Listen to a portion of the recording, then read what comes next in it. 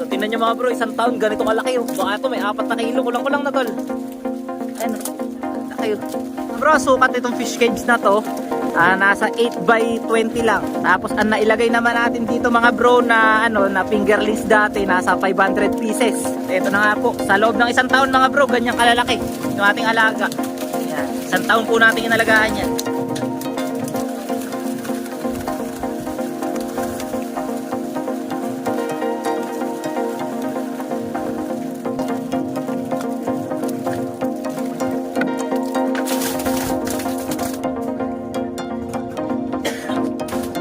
Kabayaran, i-diretso na natin ang buhangin na.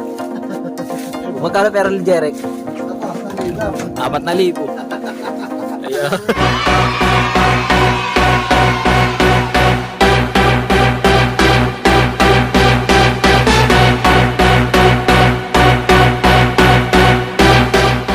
Pangalan mo fresh, tsaka diyan mo kulit. Ginagawa tayong patamandaan.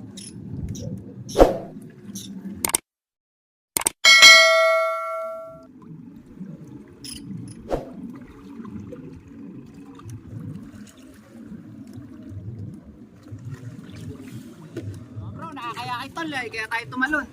Sasabihin na lang kay ano. Malamig. Dem, tsaka may ubo pa tayo ngayon. Ayun na. Shoutout po sa buhangin. Si Jeric, pinatawag na sa buhangin. Kilala ka magtanong mo.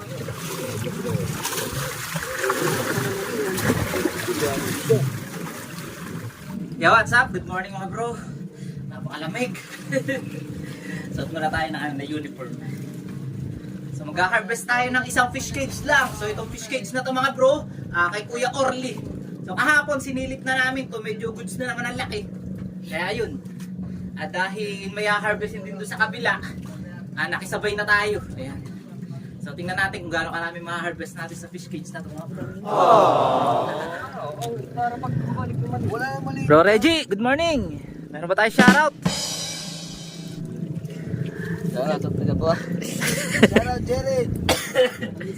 Yeah bro, kasama natin si pare kay Jeric. Diyan. Ito na mga bro. Yung nga ring mga big heel. May tilapia kaya, makakaulam kaya tayo lahat. Meron yan eh. Ano? Nagpasikat. Ayan.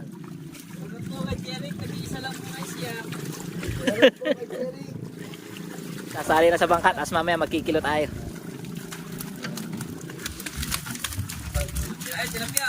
Oh, yun, may tilapia agad oh. Ay mga bro, may tilapia agad oh. Ipunin natin yan. Para paghahati-hatian namin.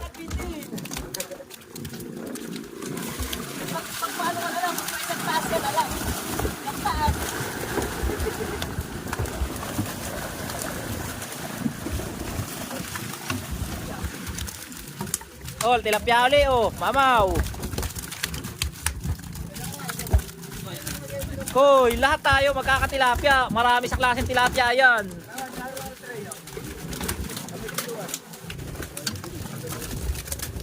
Ayun na naman, tilapia na naman. Sabi sa'yo, pagka meron tayong tag ano dyan eh. Oh, bro, may tilapia oh.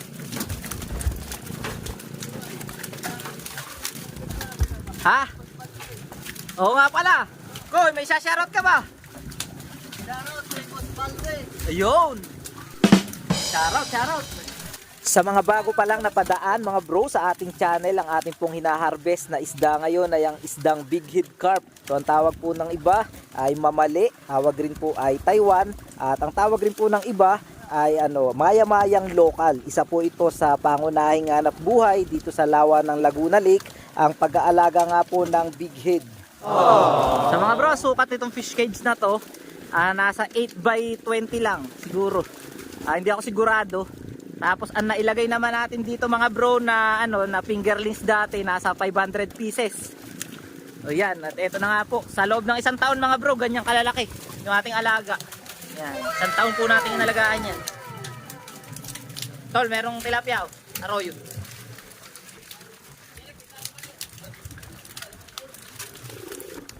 wait lang mga bro. Magtatahi muna ng butas ng salong.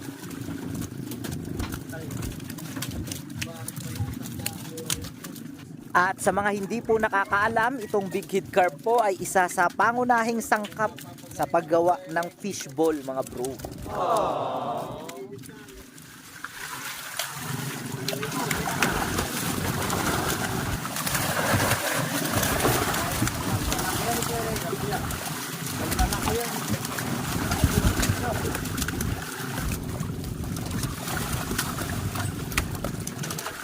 So mga bro, yung medyo maliliit, ibabalik natin sa loob.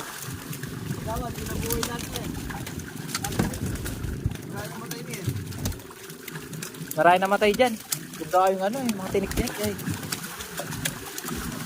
Yung bunabuhay natin.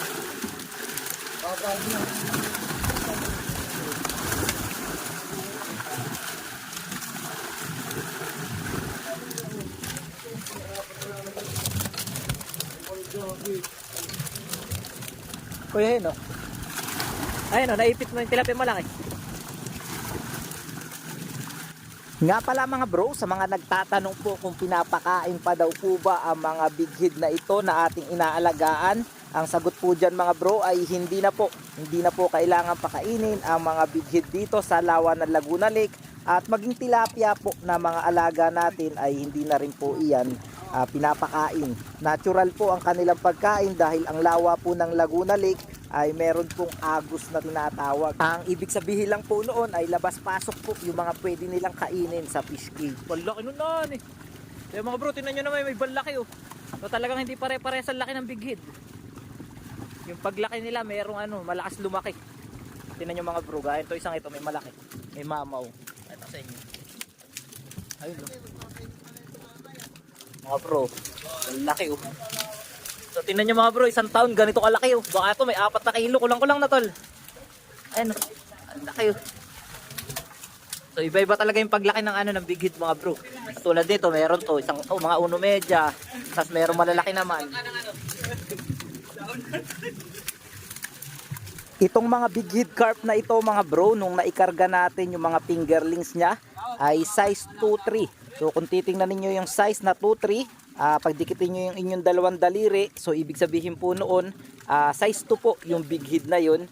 At yan nga, sa loob ng 1 taon mga bro ay nagiging ganyan siya kalaki.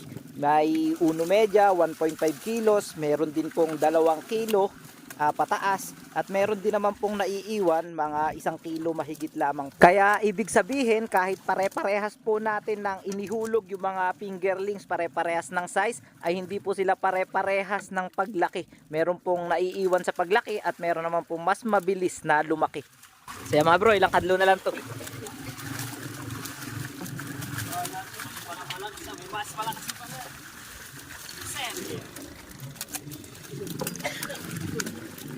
Ay mga bro, tapos na po. Ayan, magkikilo na po tayo mga bro. Totoo lang, no? May natira rin bang ano, mga tilapia. Ayan mga bro, ito lang yung mga tilapia na nasakop. Ayan, no? May ulam na rin tayo. Tapos doon sa kabila, meron din mga bro. Ayan, no? Oh sige. Magsabi ka. Oh. Oh sige. Bro, tayo magkikilo na po. Oh, yung tilapia. Lalagay na lang natin din ah.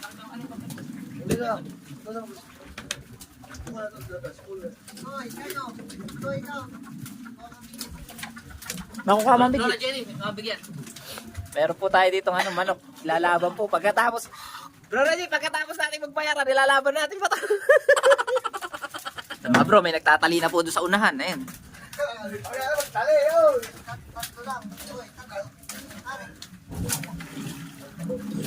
Rito. Ay mga bro, ilalagay na dito. Yun.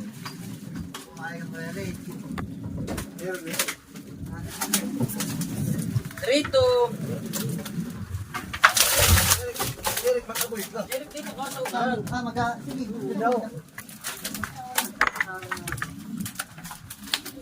Mga bro, kasama pa rin natin para kay Jerek. Malaki nga kan eh. May talagang ang bigid talaga, iba-iba laki. Ang daliri ng tao. piraso lang yun. Para may mga namatay yun.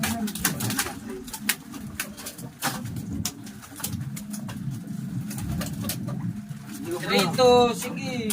Babagsak lang.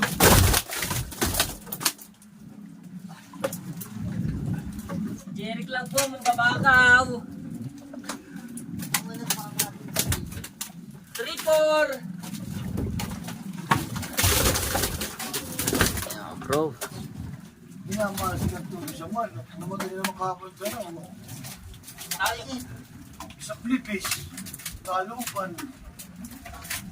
Ay, dami na si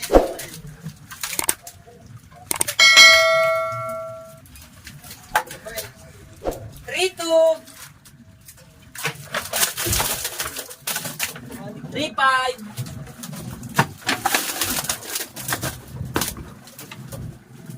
Hindi mo magalit si Brian. Hindi ko rin magalit din.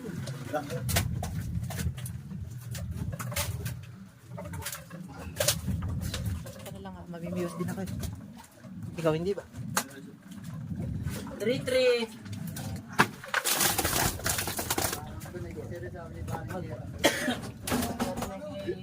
Wala pala seryo. Sige, pre, bigyan mo na. Hindi pa tapos. Mga bro, nagkukumplit na po si Kagawad. Ang ating ano ngayon, wala kasi si nanay, kaya siya po ngayon ang ating ano. Kaya ano, pagkabayaran, i-diretso na natin ang buhangin na.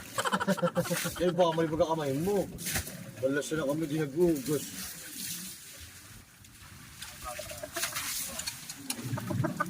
Mabagal yata ang ating accounting mga bro. Kaya rin. Sige. 558. Ulitin mo. Exhibition, eh. Ulitin mo. Kaya nga, 558. Ay, pura ba tubig? Ano binuhusan mo? Tragit liman to nila. Ito pa yun. Kumakain ng talaba. Oh, ito. Baka yung aking balaki rin na ginawa mo ah. Dahil na sa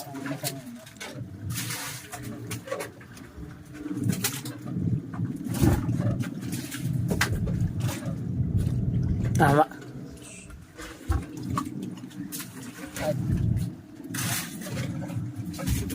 Magkano pera ni Jeric?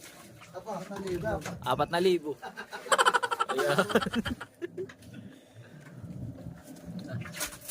Kaya mga bro, tapos na tayo doon sa pag-harvest natin nung isa nating fish cage. At ngayon, narito naman tayo sa fish cage ni ni Bro Brian. Ayan.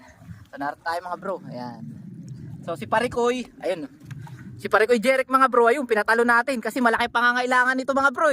Kailangan natin ipa-payroll to eh. So mga bro, narito tayo, sisilipin lang natin yung yung laki ng isda na yan para makita rin sa vlog natin. So mga bro, dun sa ating fish cage, nakakalahating tonelada mahigit. Ayun nga. So itong fish cage ni Brian mga bro, medyo malaki to kaysa doon sa atin. Siguro sukat nito mga bro, nasa ano to? Nasa 8x25. Ayan, haba oh. So tingnan natin kung gaano nakalalaki yung kanyang mga alaga na big head na. So kasama rin natin si Kuya Chet nandoon. So mga bro, medyo malapit na. Dami na sakop na mga similya ng tilapia oh. Ayungin kaya mga bro. So mga bro, yan si Brian oh. Ay, isang kamay naman. Si Kuya Chet mga bro, si Kuya Chito. Yan. Tsaka si pare ko yung Jeric, nakahabol ng perol. Mga bro, nakahabol ng perol. Lita kang ngiti. Nagkarapan lahat tayo. So mga bro, ayan ang mga ibon, oh. Kinukuha yung mga similya doon sa ibabaw. Lalaki yan, ipasok mo sa loob.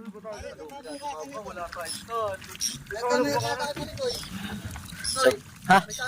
Wala nga eh. So mga bro, tatanggalin na natin ang tuhog. Para tayo makatulong rin. So, mga bro, dami mga similya at tilapia na nasakop. Mahina mga ibon na ay dumahib mga bro. Ay magkuha. Pag ito may ayungin na nasakop sa lubal, lalaki.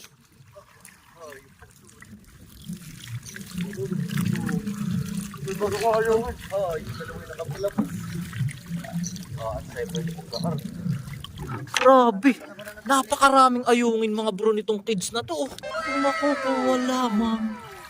Malalaki pati yung kuya. Malalaki oh. Aegis ba naman ang ano eh. Ano ito?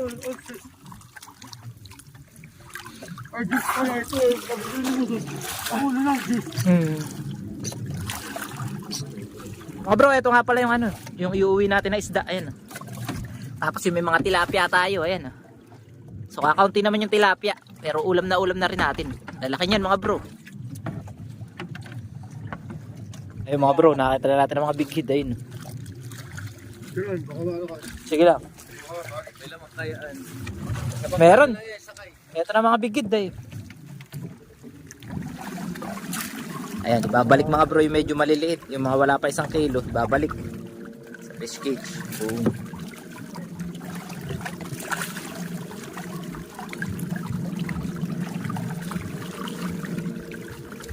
Malalaki na rin. Oh, malalaki ang duli. Wala yata tayo ngayon mababakaw. Wala mong babakaw ko yan. Hindi, pagka-cage naman eh ano.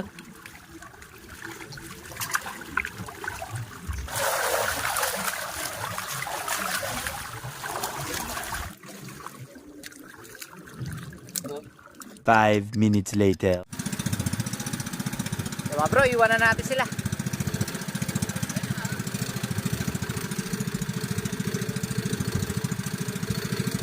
Yan mga bro, uwi na tayo. Dadaan lang tayo ng fish pan. Silipin natin ang sitwasyon doon bago tayo umuwi. So, ito yung iuwi natin na isda mga bro. So yan, mga tilapia na malalaki. Tapos may 2 big head. Ayan, magsya-shanghai tayo mga bro. So yun, naroon na rin mga bro sina Reggie. Para pagkuha na isda. Alsay natin bukas.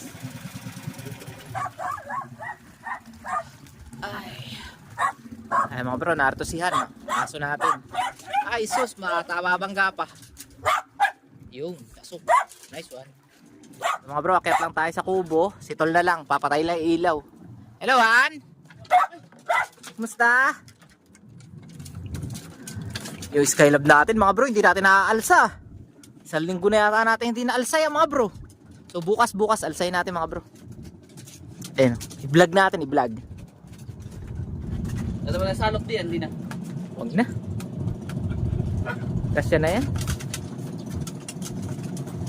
Yan mga bro, uwi na tayo. At maraming salamat sa pagsama sa atin ngayon sa ating pag-harvest ng isang fish cage. Yun nga ay 1 taon nating inalagaan mga bro, yung fish cage na yon.